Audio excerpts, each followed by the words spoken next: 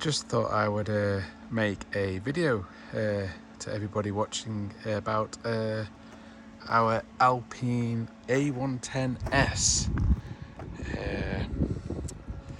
The first thing I'm going to ask right at the start of the video, can you please like, and I'd really appreciate it if you could also subscribe to the channel, please. That would be really appreciated. So it really helps.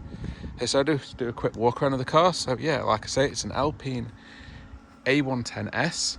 You'll have to excuse my shadow. The sun is setting behind me. But the colour, you believe it's fire orange. So pretty much as the colour suggests, it's a metallic orange, and obviously when the sun hits it, you get this quite nice effect because there is metallic in the paint. It's not a really crazy fleck. It's a light red metallic, so you get the car like shimmers between a deep orange and a red.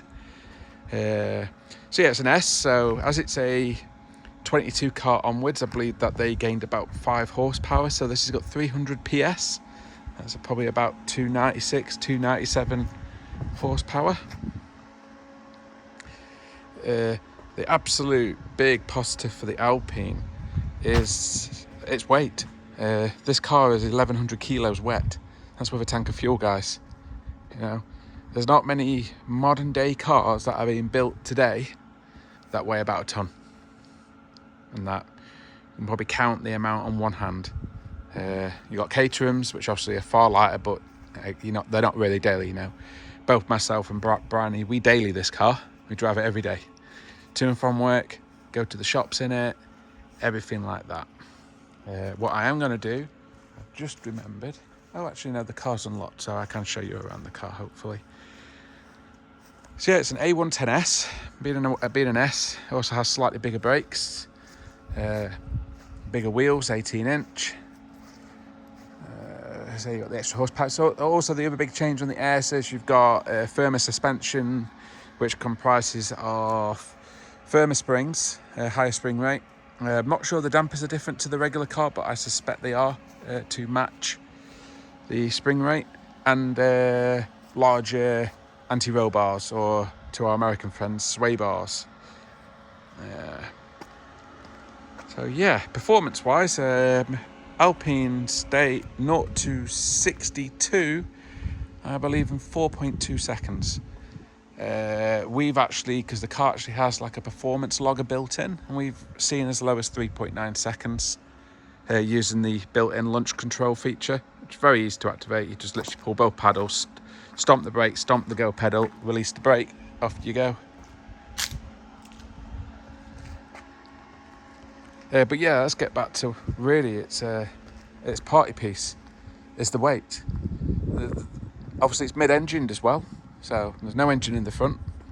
So I'll quickly show you. You have to excuse, it's not 100% clean. I say we're using this car daily, and I washed it at the weekend, and today is Friday.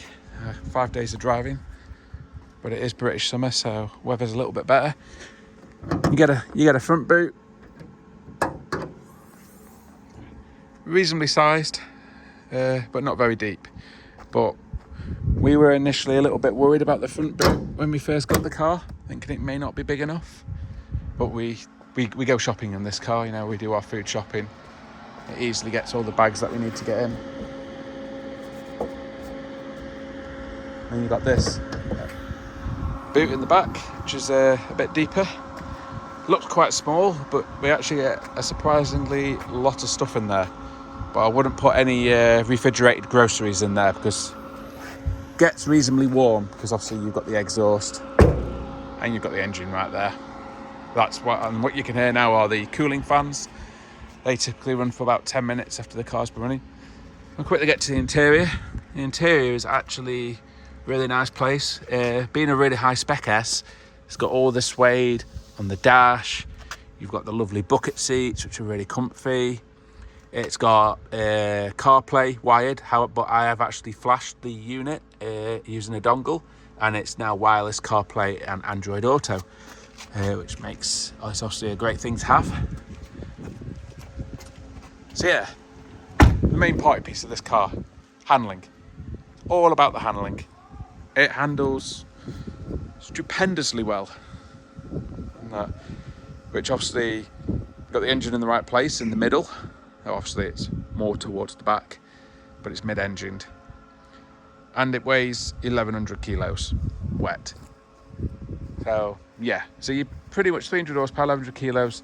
It's probably about, what, 270, 280 horsepower per tonne with the 7-speed, very short ratioed gearbox as well, which really helps a lot. I think that 0 to 200 kilometers per hour or 0 to 124 mile an hour is 14 seconds in this car. So yeah, it's no slouch. You know, that's pretty much Ferrari 360 performance, Model 3 Tesla 3 performance that it's equal to in a straight line. But obviously you come to a corner and this thing just disappears. The way this thing handles on a B road is superb. And though the S, which is what our model is a bit firmer, the ride quality on the car is still really quite superb. We used to have a BMW M2. That rides better than the M2. Yeah. Much more compliant, nicer place to be, and that. The advantage, of course, of the M2 was that you had back seats and a bigger boot. But when it comes to fun, the handling of this car is just amazing. The brakes, obviously, they're not big because they don't need to be big because it's only 1,100 kilos. So, but in regards to stopping power, they're immense.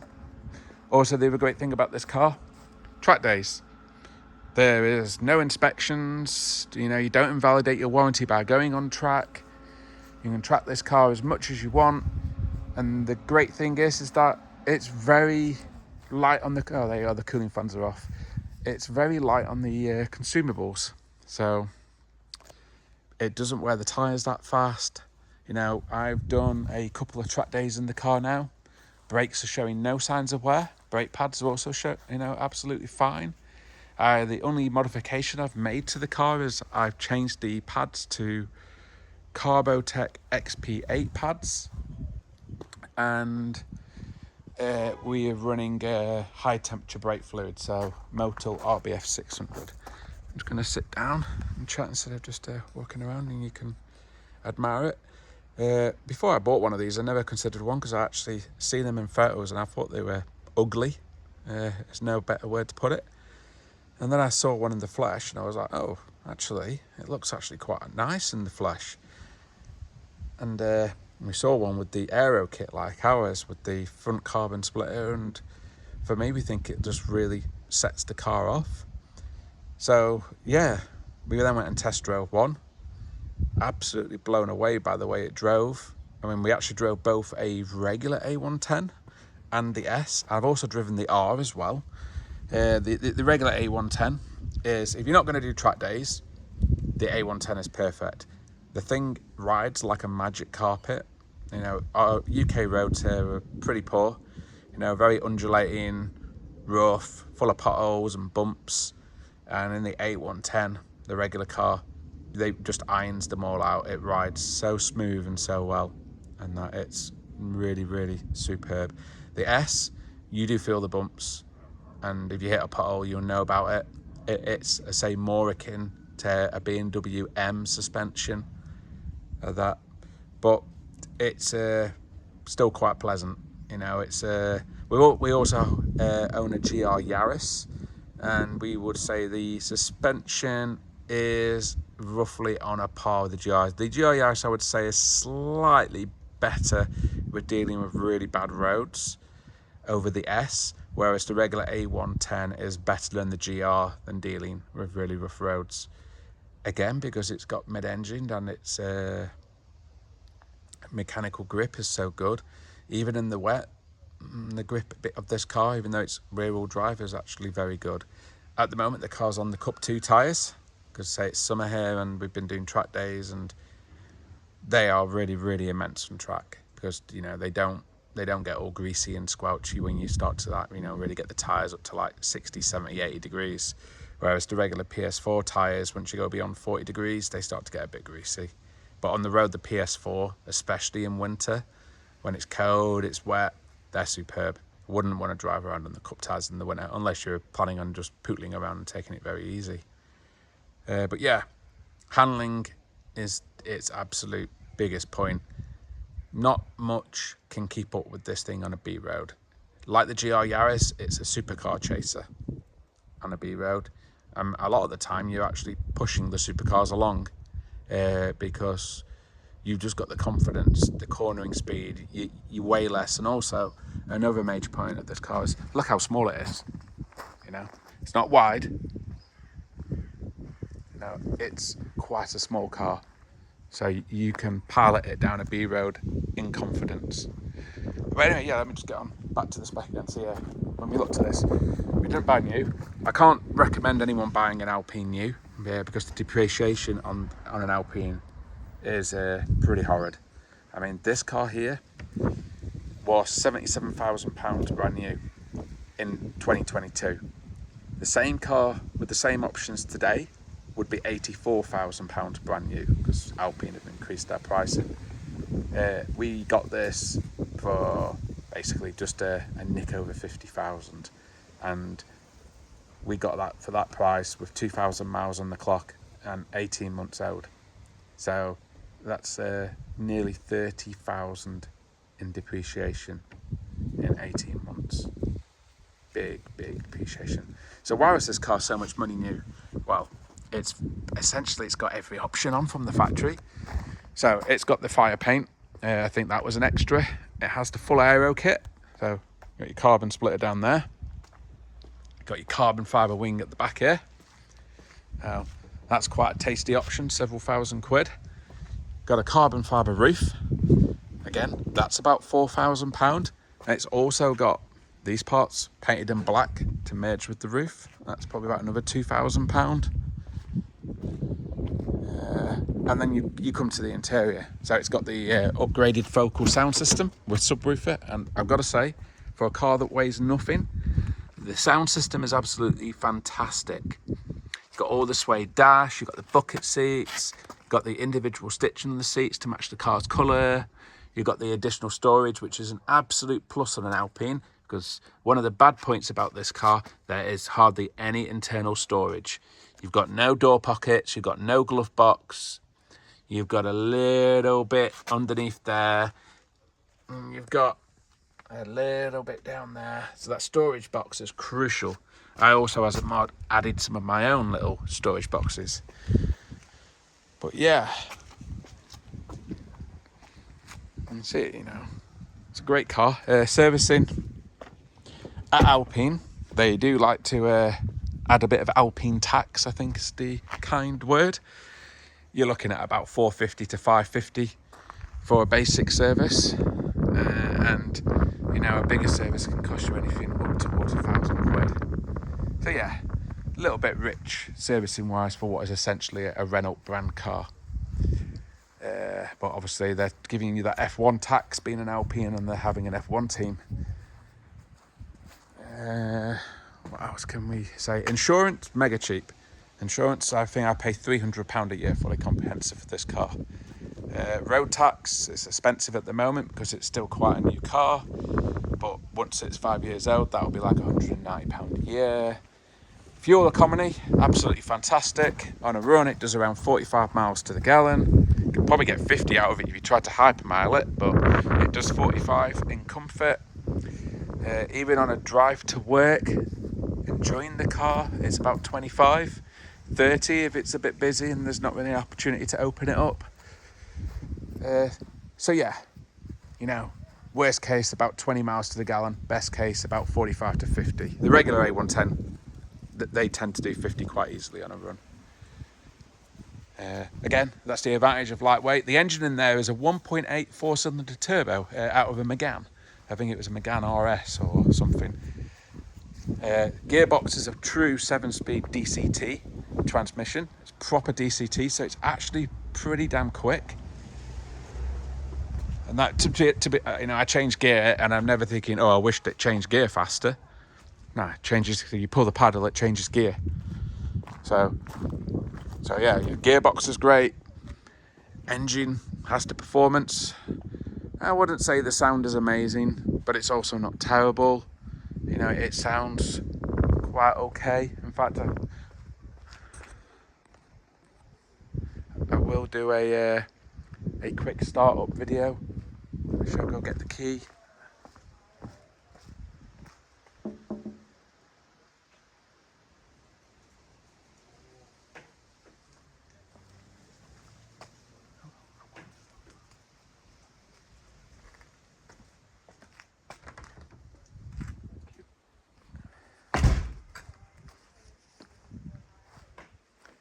Yeah, the key is daft. It's like some, I think what they were trying to mimic was a credit card size, but it actually doesn't fit in your wallet. So yeah, that's another down point. So they're great points. Performance is bang on, you know. 3.9 seconds, well, let's call it 4 seconds to 60. You know, 0 to 124 in 14 seconds. So it must be doing about 0 to 100 in about 10 seconds, guys. That's BMW M3 CSL performance. The old CSL, not the new crazy one. The proper CSL, the best CSL. The new M4 CSL, no thank you. The E46 M3 CSL, best CSL BMW ever made that. And I can say that in confidence because I owned one. Sold it at the wrong time though, sold it for 23 grand. That was a mistake. And now 100 grand for a nice low mileage car. Anyway, yeah, so performance is bang on. Handling is unreal. Say, you wouldn't need anything quicker on a B road. In fact, you'd probably be the quickest thing on a B road. It literally leaves most things for dust.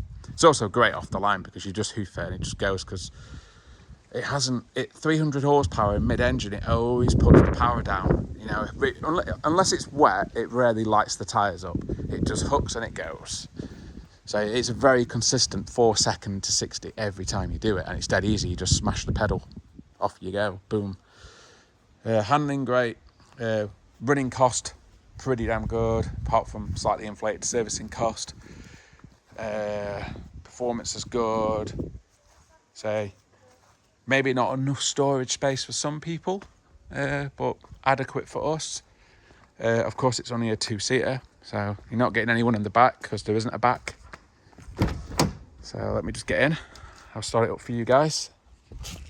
It is warm, so it won't be a cold start because I say it's just come back from work. So this is what you're presented with when you get in. I haven't got my phone on me, otherwise I could show you the car. Oh, I have got my phone on me. I'm on my phone recording this, so I don't want to do it because it may interrupt the video. But yeah, foot on the brake. You got a big red start button.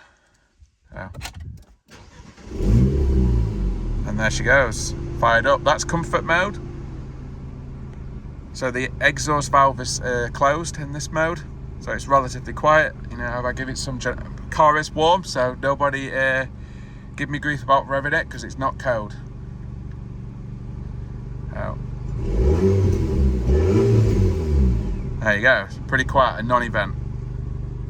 So you've got your great touchscreen, and that you've got your, that's how you do. You've got a reverse camera. Put my foot on the brake, press reverse. There you go.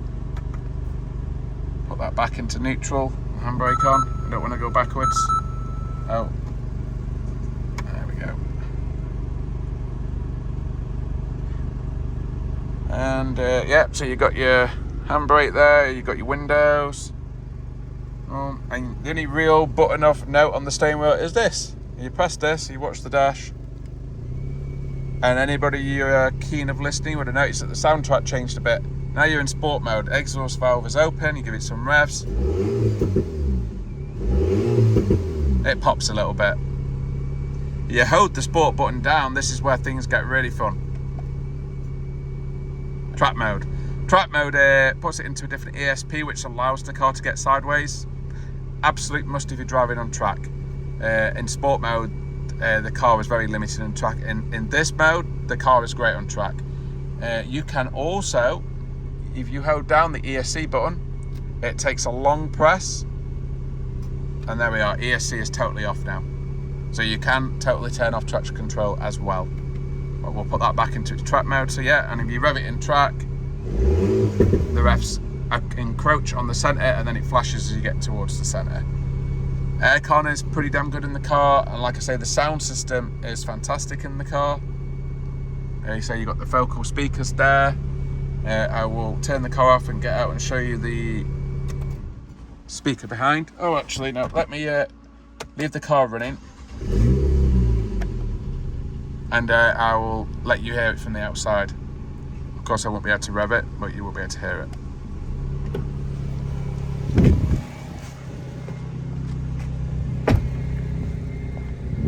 Yeah.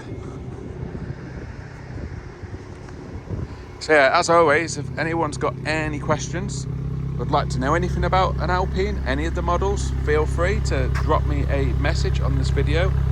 I will reply. You can, that's the valves open. You can hear the exhaust there. If I see if I can adjust the seat forward. Yeah, if you look there, there's your subwoofer. Makes quite a big difference. Get that parking ticket out.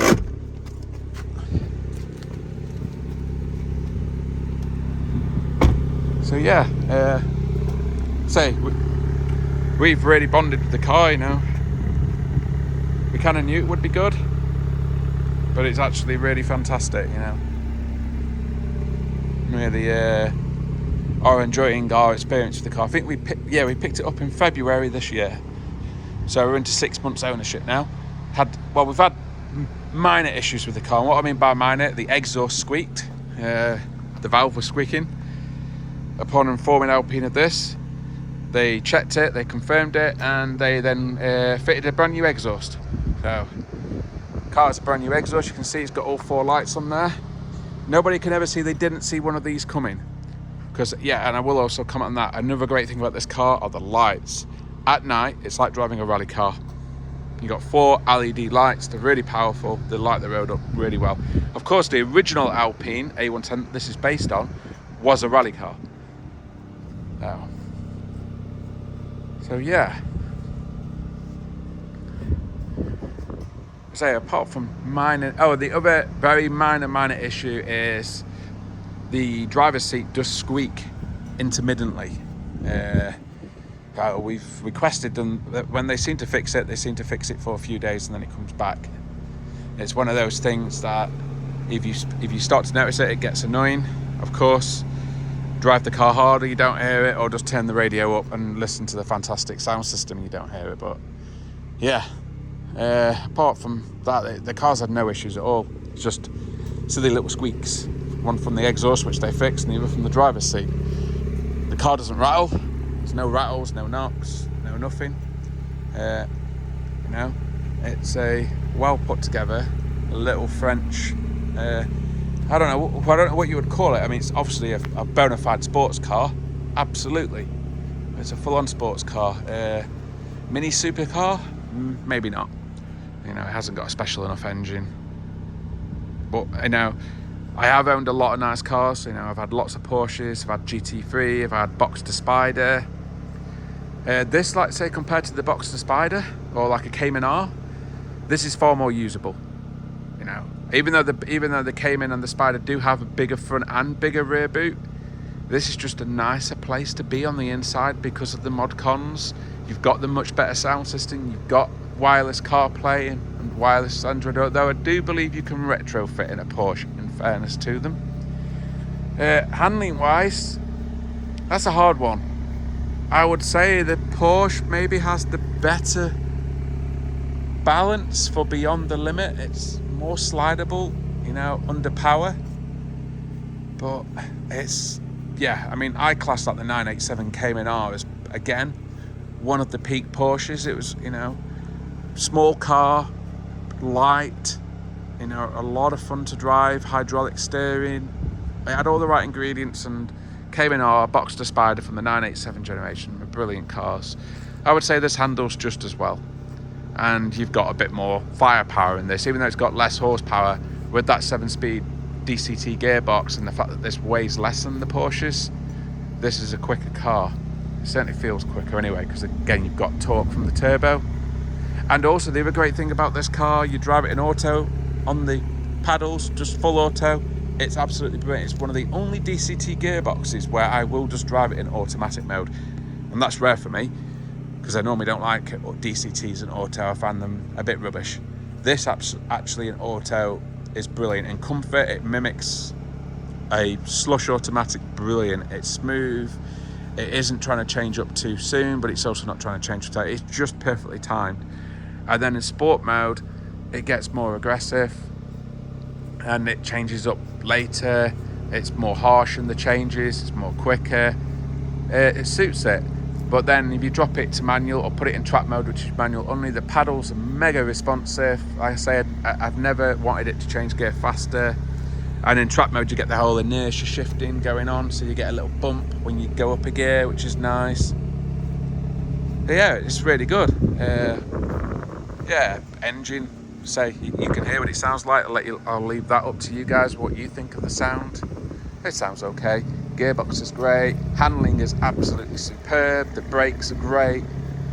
I think it looks great.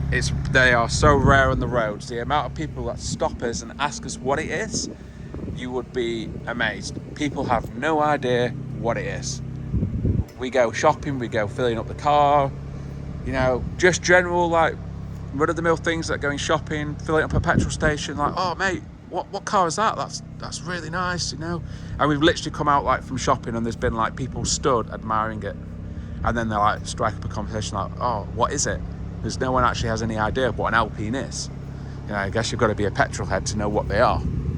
And then we do take it to shows, people are shocked, just like I was, where I initially bought one, was that they didn't realise that they're actually such a good looking little car in person, because yeah, the photos online don't do them any justice. So yeah, I think it's a great looking car. It's a good sounding car. Handling it's absolute, you know, 11 out of 10. 11 out of 10 on the handling. Brilliant. It's got everything that we need on the inside. You know, I think it's comfy, you know. Maybe some people wouldn't think it's so comfy, but my argument to them would be, well, buy the regular A110, because the regular A110, no word of a lie to all those watching, it was the best riding sports car I've ever driven for the ride quality.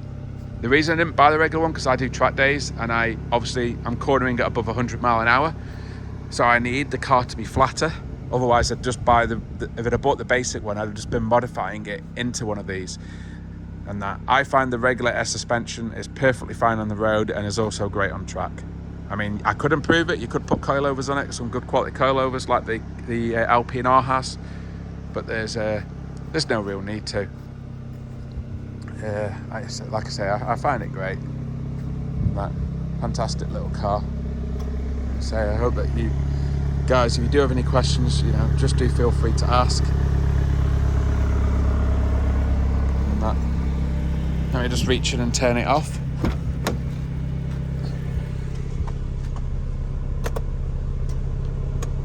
Oh, have I not got the key on me?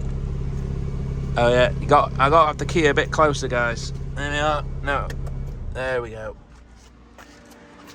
That key hasn't got much range. Well, I suppose that's for so no one can nick it. So yeah, obviously the reason for the number plate is, as I said earlier in the video, I used to own a GT3. Thought I'd stick this number plate on it and go hunting GT3s on track days. And it's not as quick as a GT3 on track, unless the person driving the GT3 can't really drive. But it's all good fun. I've done Donington in it, I've done Kerber in it. Next track day I'm going to be going Alton Park in it. I think that'll really suit this car. Alton Park is definitely not a power track, whereas Donington is a bit more power based. So it'll really suit Alton Park, this car. Yeah, I'm just trying to think if there's anything else I can tell you about the car, guys, because I really appreciate that. All those who watched the McLaren video that I did that went on for an hour, I really appreciate the amount of people that actually watched that video for the whole hour. So yeah, big thank you, guys. It's really appreciated. Like I said at the start of the video, if you could please like and subscribe. Ask me any questions about the car. Like I say, you know, I'm fortunate that I've had, you know, some Ferraris, some Porsches, got the McLaren, you know, and I've driven so much stuff, you know, I can, you know, let you know how it compares to other cars. Though, one thing I would like to say, I've had a Lotus Exige 410. I would say that this car on track is pretty much, you know, not really much in it. I think the Exige 410 should be quicker, especially if you say to put professional driver in both. But I find that I'm just as quick in this as I was my Exige. Maybe this car is inspiring a bit more confidence, but they were both on Michelin Cup 2s. I think that this is maybe, I think actually the Exigers was also 1100 kilos, so they weigh similar. The Exige had 400 horsepower, but I think obviously having a manual transmission and no, I mean, it had a supercharger, so it shouldn't have a lack of torque, but yeah, performance differences. I mean, the Exige definitely had more of a throw me in the back of the seat, especially in the first 2 gears. You know, you booted it in first gear, it ripped your face off. Second gear, it was really strong. Then it seemed to, you know, third gear onwards was a bit weaker. Whereas this car doesn't have that same pin you back in the seat, but at the same time, it seems to be putting the numbers in now.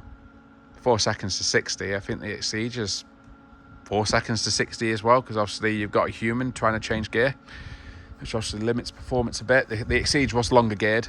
This is definitely shorter geared than the Exige, which will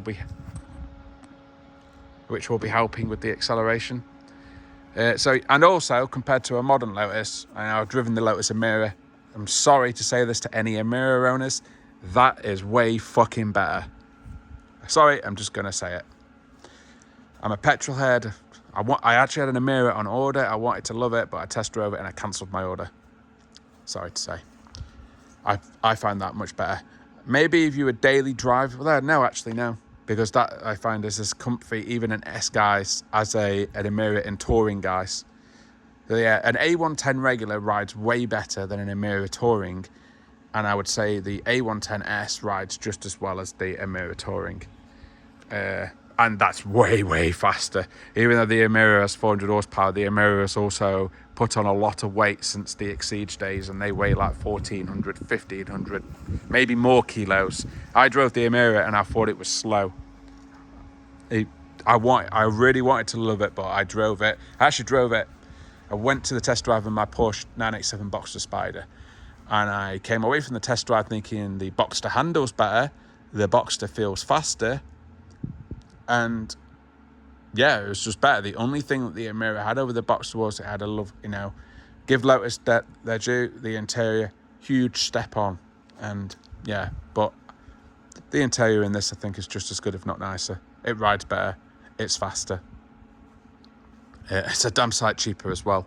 I know I said that these are expensive to buy new, but the Emira is even more expensive to buy new at like 85 or 90,000 pound, which I think is a bit of a joke considering what Lotus announced them at. You can get an Emira for as cheap as 65 grand second hand. You can get an A110S for about 45 grand second hand. Obviously one that's like ours with all the nice bits on it, probably about 55 grand. You get a regular A110 for low to mid 30,000 pounds, and I certainly don't think an Emira is worth double the money over a regular A110. I would also say that the Alpine is probably a lot more reliable as well. So yeah, Alpine is more Lotus than Lotus. Yeah. Sorry, Lotus. Your cars have got heavy and fat. That's not what Lotus was about.